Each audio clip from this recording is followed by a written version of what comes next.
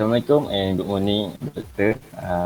This is the video for our presentation about reengineering with reflection models, a case study. This is our group members, Najma, Faris Nazrin, Taufik, Salma and Abhinesh. Next.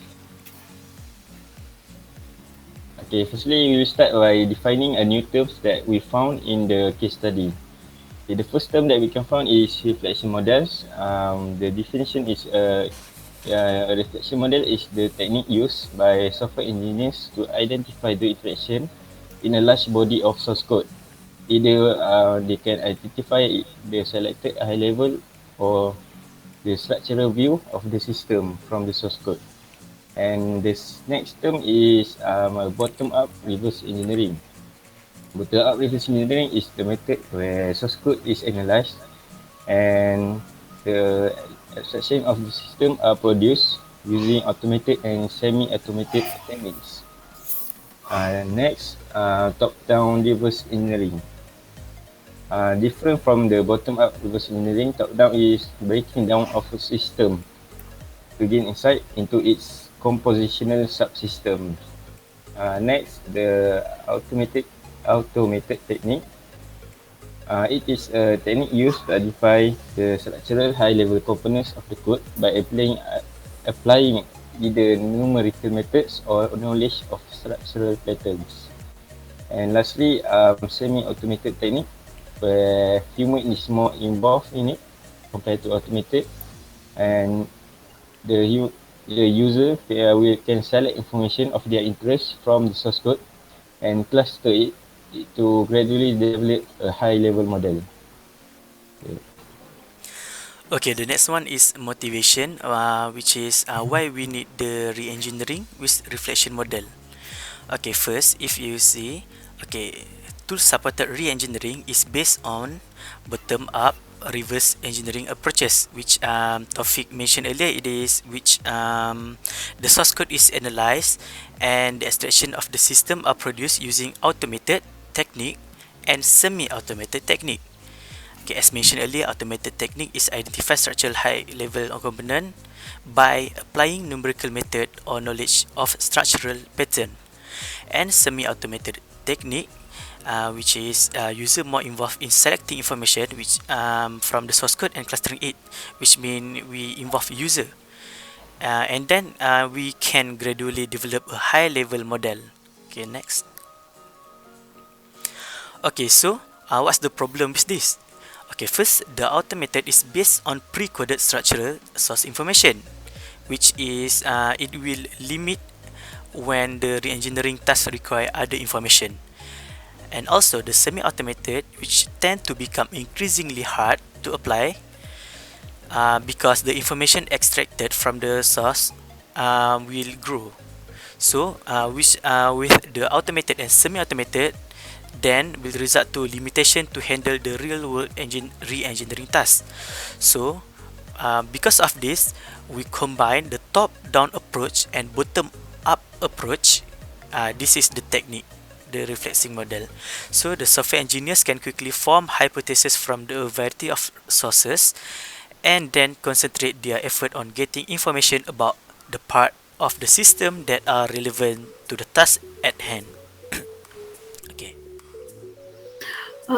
Then now we will talk about the technique overview. The software reflection model technique has been used to support design conformance tasks and to assess system structure before implementing changes. The software system involved are fairly large, from several thousand to a 250,000 lines of code. To derive a software reflection model and iteratively refine it, the user performs 5 main steps or 5 main stages.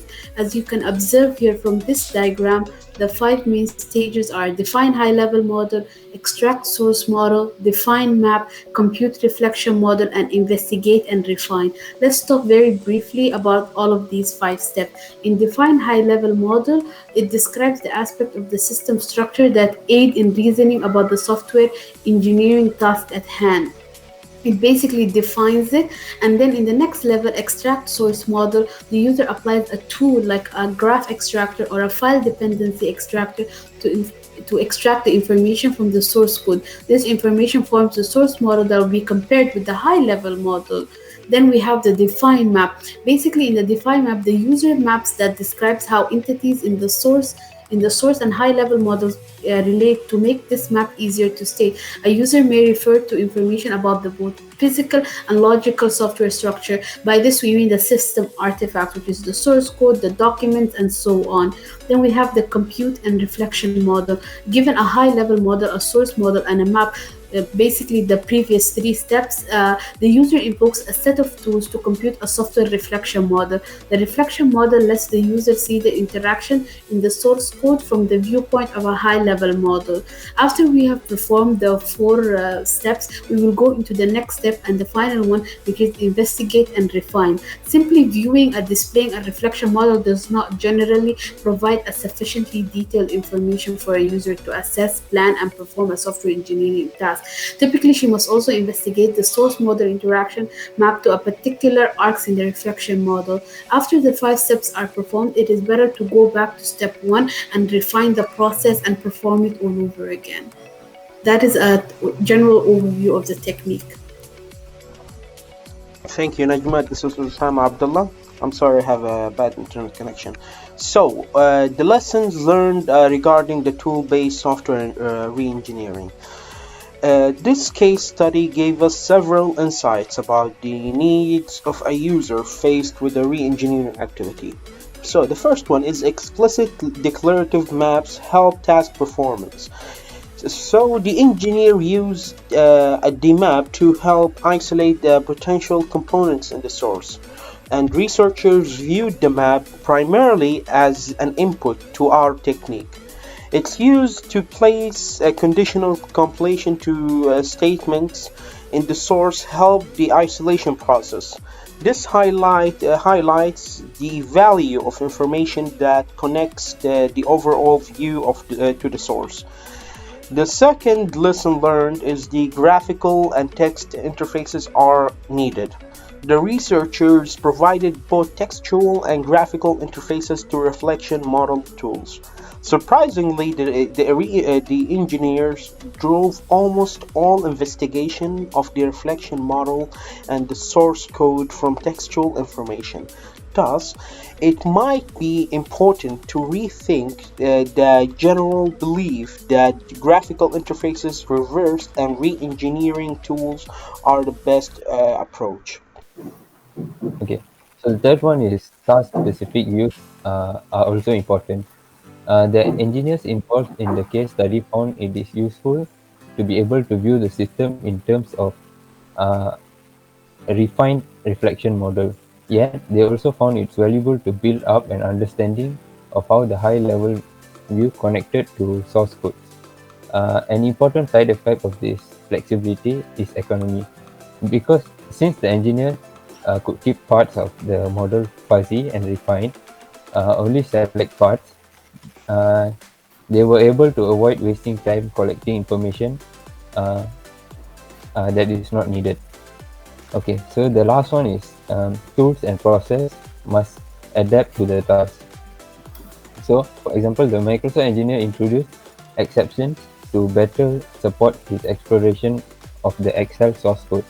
The architecture of the reflection model tools as a set of filter programs and the flexibility of our technique are made these adaptations possible. The engineer's use of the reflection model tools in practice help focus improvement of both the techniques and the tools. Uh, so that is all for our presentation. Thank you. Okay, thank you.